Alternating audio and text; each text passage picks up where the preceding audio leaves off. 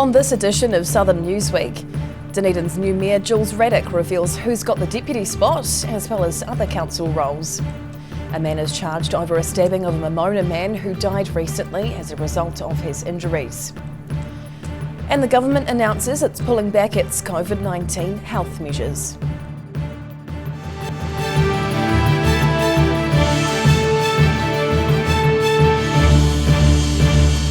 Kia ora, good evening, I'm Hannah Wilkins. Newly elected Dunedin City councillors have been assigned their roles for the next 3 years, with certain councillors happy about their promotion and others disappointed to miss out. New responsibilities for some and the same old job for others. Jules Redick has gone from a seat at the back of the Dunedin City Council's table to taking his place in the big chair when he was elected the city's mayor earlier this month. Mayor Redick announced Councillor Sophie Barker as his deputy last week, with the rest of the councillor portfolios released yesterday evening. Barker has been named chair of the Strategy and Engagement Committee alongside her second-in-charge role, with newcomer and Team Dunedin member Kevin Gilbert as her deputy.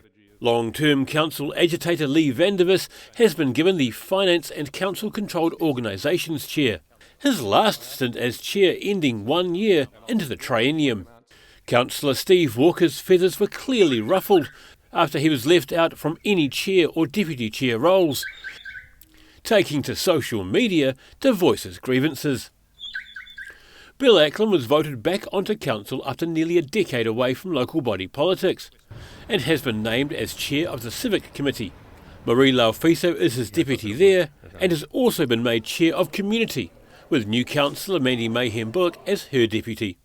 Councillor Jim O'Malley holding on to his Infrastructure Services chair, while Councillor Andrew Wiley takes on the Economic Development role. The councillors will officially take on their roles at next Wednesday's meeting. In Dunedin, the South Today. New Zealand's youngest mayor, Ben Bell, has been elected in Gore by the slimmest of margins. The 23-year-old mayor-elect promises his age won't be an issue, but admits uniting the divided electorate will be a challenge. Gore Mayor-elect Ben Bell celebrating a sweet taste of victory yesterday at home with family. The final result delivering the 23-year-old a win against outgoing Mayor Tracy Hicks by only 8 votes after all special votes had been tallied. Bell says he's up to the task and skeptics shouldn't worry about his age. But I've got a decent amount of experience. I've worked for councils, so I understand standing orders and I understand how a council operates. And I've been punching above my weight for a long time in terms of age. He says the final result shows a clear split in the electorate, attributing his win to a willingness to listen. Have come out and talked to me and engaged with me enough to give me their vote, and I hope I'm making those people proud. Hicks says he has not ruled out requesting a recount of the votes. It was a close race in Southland as well, the district welcoming its new mayor-elect Rob Scott, who won by just 39 votes. Scott says he looks forward to working alongside Bell in the future. In Gore, the South Today. The victim, who was stabbed to death last weekend, has been named, while the man charged over the incident at Momona near Dunedin has appeared in court. The victim of a fatal stabbing in Momona on Saturday has been named as his alleged killer faces court today. The victim was named in court documents as Grant Jobson. A 20-year-old man has been charged with murder and appeared in the Dunedin District Court today. He was granted interim name suppression, was remanded in custody, and is due to appear in court again in November. Emergency services were called to an incident in Miller Road on Saturday afternoon in Momona on the road to Dunedin Airport. One person was found with stab wounds and a 20-year-old man was taken into custody. The injured man was taken to hospital and his condition was initially described as moderate. However, he succumbed to his wounds and died on Saturday evening. A local resident didn't want to give her name, but said there was a large fight on the corner with 2 or 3 people involved. Another resident believed the altercation was about the victim's dog. Police say initial inquiries suggested the parties were known to each other, and a scene examination was completed on Sunday. In Dunedin, the South Today. The hunt for the driver of a car which struck and killed 28-year-old Sean Bewis in Mornington this year has come to an end. A 35-year-old man's arrest marks a major turning point in Operation Unity, the police investigation into Sean Bewis' death. Police say Buis was struck and killed by a vehicle on July 21st after an altercation along Eglinton Road in Mornington. Police had previously seized a vehicle suspected of being involved and had appealed to the public for further information. The suspect has been granted interim name suppression and will be held in custody pending an appearance in court charged with murder. A significant step has been taken towards building the new Presbyterian church venue in Lumsden. The town's present Presbyterian church building was deconsecrated last weekend, paving the way for a new era of the church. A formal deconsecration service held at the Lumsden Presbyterian Church. The wooden building cost £400 to build in 1891 and has served the church and community for more than 100 years. Recognising that and thanking God for the gift of this place, but the church congregation is ready for the next phase. Church Minister Mike Kirkby-Singh says many people had attended significant events in their lives in the historic building. But it's just been sold, so the congregation is meeting in the church hall for the time being. Well, it's a day of which is mixed in a sense, because a lot of people have had significant things happen here. The building had been a centre of Christian service and witness in the town. Kirkby-Singh says it was a hard decision selling the church, but ongoing maintenance costs forced their hand. Their new facility is still in the planning stages, and the now former church building will be removed. In Lumsden, the South Today. The government has announced it will remove 11 public health measures from the COVID-19 Public Health Response Act. However, government is not getting rid of all its responsibilities, with some options still up their sleeve if needed in future. The mandates are now gone, along with 11 public health measures within the COVID-19 Public Health Response Act. Acting COVID-19 Response Minister Chris Hipkins and Tourism Minister Meka Whaitiri announcing the changes this morning. Minister Hipkins says although most of the restrictions are going this week, common sense is still necessary. Effectively, we're leaving the door open to having those things for next winter when we could see a significant resurgence in case numbers, but we're taking most of the things that we've done previously off the table. The revoked powers include movement restrictions beyond self-isolation requirements, like localised or national lockdowns, managed isolation and quarantine, worker vaccine mandates, vaccine passes and any sort of COVID-related border control. Jacinda Ardern says the nation seems ready to bid farewell to many restrictions. Look, every New Zealander I think is pleased to see us coming into that new phase, as we have been for some time, of COVID management. The New Zealand Traveller Declaration for incoming visitors will no longer be required from Thursday. But self-isolation for cases, household contacts and close contacts will be retained in the Act, as well as mask use. In Dunedin, the South Today. Still to come on this week's edition of Southern Newsweek, residents say Dunedin is officially the best place to live, with survey stats to back it up. And one woman hasn't let her vision impairment stop her from walking every single Dunedin street.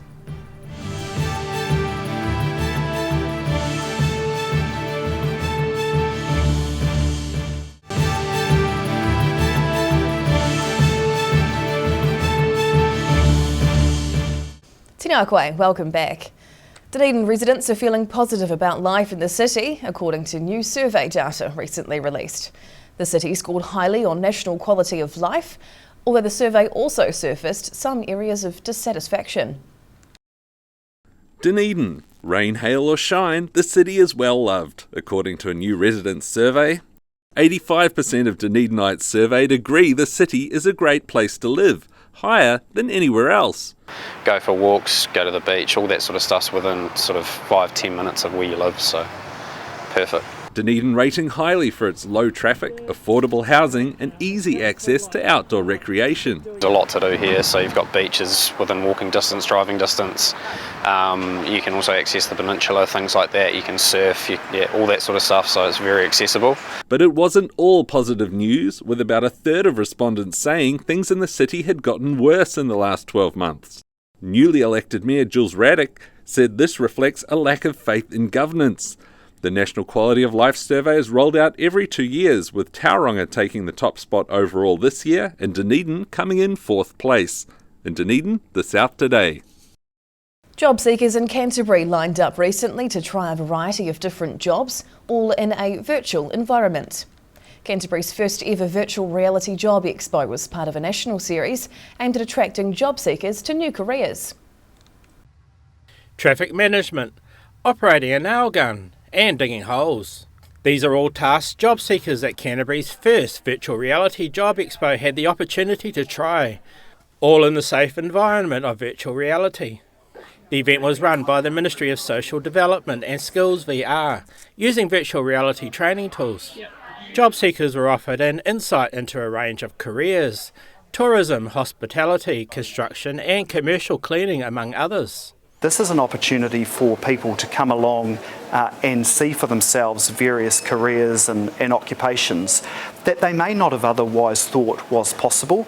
Virtual reality simulates actual tasks and allows job seekers to safely experience real-world working environments that they may not be familiar with. The real benefit to employers is that they can now assess people's skills and attributes through Skills VR that is often difficult to showcase or assess in a formal interview environment or by the job seeker's CV. Jackson says more and more employers are using virtual reality as part of their training and onboarding for new staff. Research on VR soft skills training found it to be efficient, cost-effective and more inclusive. In Christchurch, the South Today. A pair of persistent Dunedin pedestrians have completed a huge milestone challenge many would only dream of. Julie Woods marking Blind and Low Vision Awareness Week by finishing off a 3-year-long effort to climb every street in Dunedin. 44 suburbs, 1,003 streets, roads and avenues. Julie Woods can now boast a claim few can match. She's finally finished walking every street in Dunedin. What started out as a weekend walking habit turned into a full-blown challenge in 2019 when her guide and walking partner Joe Stoddard suggested they tackle every street in Dunedin. Julie, who is blind, has also walked multiple marathons. She says not even a pandemic could put the brakes on this challenge. Well, of course, lockdown got in the way. COVID came along, but it was great because we got to have micro adventures. Although needing a little assistance with navigation, she says the biggest challenge is motivation, especially given Dunedin's tricky topography. Maps are flat and Dunedin isn't. There's lots of hills, and I'd have to say at some point it's like, oh my goodness, how are we going to do this? With the challenge to explore Dunedin's inner 44 suburbs complete, the walkers say they are now planning to get a bigger map, with plenty more streets to explore in the greater Dunedin area. In Dunedin, the South Today. A dog has been rescued off a cliff earlier this week by firefighters following an overnight ordeal. Propelling down the cliff face to reach the stranded dog. St Kilda firefighters were called out this morning after a Musselburgh resident heard barking overnight. They found the dog stranded down the cliff, so senior firefighter Scott Haynes abseiled down to rescue her. The large Mastiff type dog was growling as Haynes got to her, but after 15 minutes of bribing her with food, he was able to walk her down the cliff. Calmed the dog down. She was distressed, and it was really a good result to get her finally out. The dog was brought down safely and taken away by Dunedin City Council animal control officers. In Dunedin, the South Today. Exactly 110 years after its maiden voyage, the Lady of the Lake went out for a birthday cruise on Lake Whakatipu. The TSS Ernslaw was built in 1912 and was originally used to service sheep and cattle stations around the lake. The Manapori Doubtful Sound Tourist Company bought the boat in 1982 to use as a tourist attraction, with founder Lady Olive Hutchins on board to celebrate the occasion. Her company is now known as Real NZ and say it's looking into carbon neutral fuel, but the skipper wants to retain as much of the original Ernslaw as they can.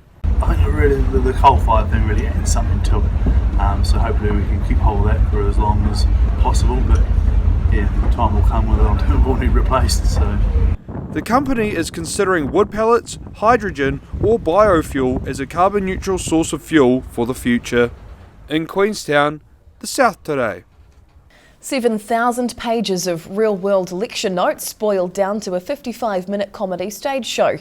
That's the premise of I Didn't Invite You Here to Lecture Me, a solo performance which had audiences laughing in the aisles. German language and society is not a course you take lightheartedly. Laughter filling the Otago University Hall.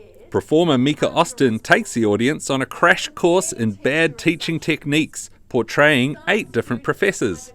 Writer Amy Mansfield says each line is true, transcribed word for word by her past self, sitting through 7 long years of lectures and filling 7,000 pages with notes, albeit with a little artistic license. The lines themselves and the content have come from, from reality and were written down verbatim, but really we played with the characters until they were until they did what we needed them to do from a dramatic point of view. There was little doubt the show would resonate with Dunedin audiences, given the prominent role the university plays in the city. Yeah, there's nothing more kind of rewarding than seeing a whole audience, a whole lecture theatre full of people just laughing at something. The director says it's no easy feat performing a 55-minute comedy monologue straight through with no breaks. Their one-night performance was just one of many acts on show for this year's Dunedin Arts Festival. In Dunedin, the South Today. After the break on Southern Newsweek, cyclists enjoy a free breakfast in the Octagon as part of a joint initiative with the Dunedin City Council. And a book which has been passed down through the generations is making its way back to school.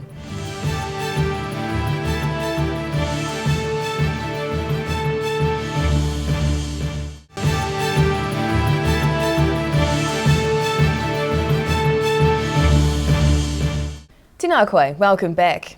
Free breakfast and a complimentary coffee drew cycle commuters from across Dunedin to the Octagon this week. The 10th annual Bike Breakfast gave city cyclists a chance to park up to enjoy a coffee and a chat before rolling on to work. Croissants, cereal, and for the first time, a coffee cart. Hot drinks proving particularly popular with the hardy Dunedin cycling crowd. The annual Bike Breakfast event marking its 10th year today in the Octagon, organised by cycling advocacy group Spokes Dunedin alongside the City Council. Organisers keen to encourage cyclists to commit to a pedal-powered commute, saying the benefits of increased cycling are many. It's really just to say, hey, well done, and we would love you to, spread the message that commuting by bike is a really good way to keep you healthy and to do something for the environment at the same time. With a growing network of bike paths and trails connecting up across the suburbs, a lot of progress has been made towards creating a cycle-friendly city. Look a little bit like Amsterdam. Dunedin, the Amsterdam of New Zealand. That would be great. Many city cyclists like to start early to beat the rush, with most of the lycra-clad crowd off to change into their office gear by 9 a.m. In Dunedin, the South Today. There was luffing and tacking galore on the water at Pegasus Lake in North Canterbury, and just like in any good America's Cup race, tactics and luck played a big part in any successes. But the difference was these yachts are only 1 metre long and cost a fraction of the millions spent on the Cup boats. Skippers, are you ready? As the clock counts down, the boats jockeyed for position on the start line. And they're off for an upwind tacking match in the face of an easterly wind. On the nearby shore, the skippers' thumbs moved subtly, guiding their boats into the wind. From New Zealand and Australia, the 36 skippers did their best to make headway on the short upwind section of the race circuit at the New Zealand International 1 metre radio-controlled sailing championships. The Commodore of the Pegasus Radio Sailing Club, Paul Johnson, says the boats are very complex, needing skill, finesse and an in-depth knowledge of tactics to race and win. These are pretty thoroughbred yachts that have many ways in which you can tune them. And so these are skippers who are tactically superior and also know how to tune their boats and get the best out of them. They were racing on the renowned Lake Pegasus in the heart of the Pegasus township north of Christchurch. We are told that it's the best in the southern hemisphere, and it is why our Aussie friends have come and joined us. But back to the water, and the racing was intense and remained so for the entire 3 days of the competition before the North Shore Radio Yacht Squadron member Ian Vickers finally took out first place in the regatta. In Pegasus, the South Today. An ancient form of South Indian music is being taught to a new generation in Otago. The music has been around for centuries, and one Dunedin woman is looking to continue its legacy in New Zealand. sounds from across the centuries.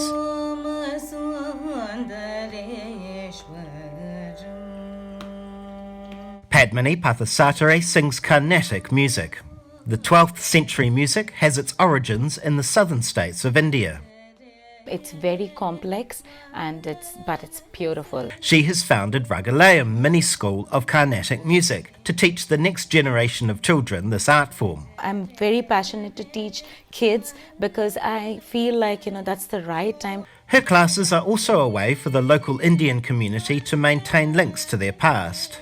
We're so far off from our home country, and we are always trying ways to sort of connect. Pathasatare also works as a researcher at the University of Otago, and she credits her husband for encouraging her in her twin passions of science and music. He was the one who really pushed me. I was doubtful, skeptical. I didn't have the confidence whether I can manage a full-time job and family. The school now has about 15 pupils, including her daughter Sanvi, and she aims to extend the school to encourage children from a variety of backgrounds to discover this ancient craft.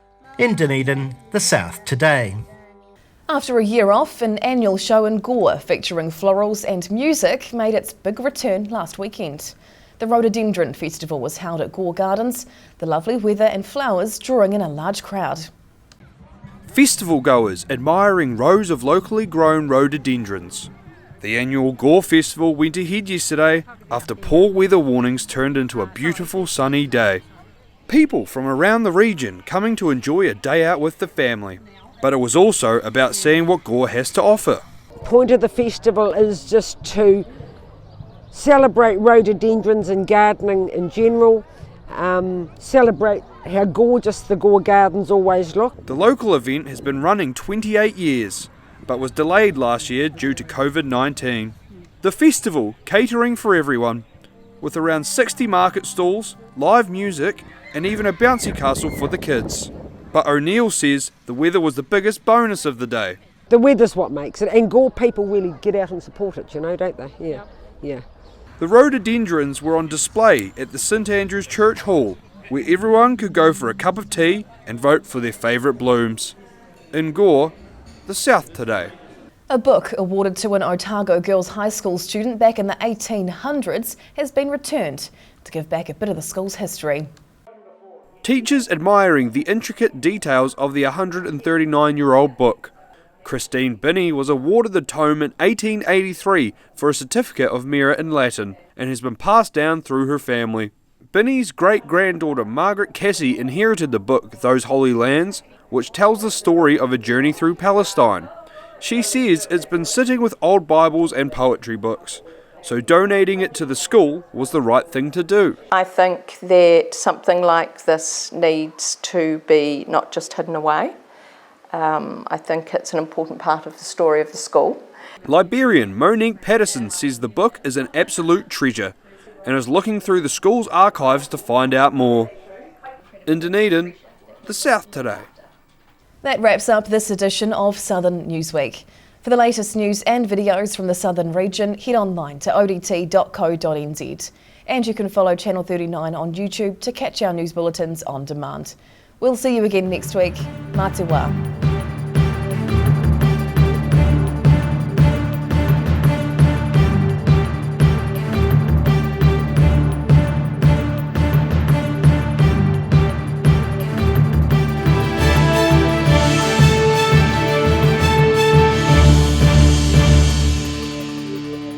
Public interest journalism funded through New Zealand On Air.